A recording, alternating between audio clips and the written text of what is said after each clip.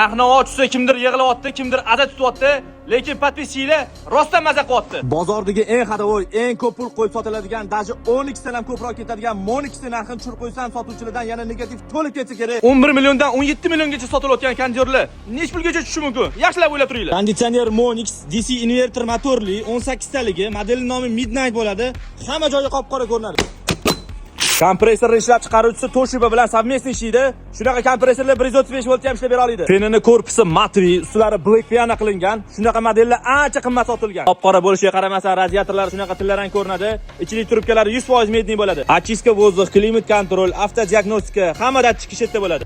Agarda men aytadigan narx sizlar o'ylab turgan narxdan ham arzon chiqsa, shu videoni hamma tanishlarga jo'natib qo'yasizlar. Eng kerakligi kompressorda Torizon Freon bo'ladi. Sinalgan, hamma joyda topiladi. Даже timerga qo'yasiz, bemalol ketaverasiz, o'zini o'zi o'chirib ola oladi. Yana qo'shimcha sleep mode, turbo mode, self clean, energy saving shunaqa dop opsiyalari ham bo'ladi. Qo'shimcha yana shunaqa elektr nagrevateli ham bor. Qish kuni ham bemalol isib beradi. Boshqa joylarda shunaqa tipli konteynerlarni 11 milliondan 17 milliongacha sotilayotgan bir paytda, masalaga bu narxini bor yo'g'i $399 qilib beraman. Sotuvchilar nomeri, Telegram kanalga o'tib nomer olib, bemalol sotasizlar bo'ladi. Sotib olay desangiz qimmatini, dodasini yarim narxda, podpiskani bosib qo'ying albatta.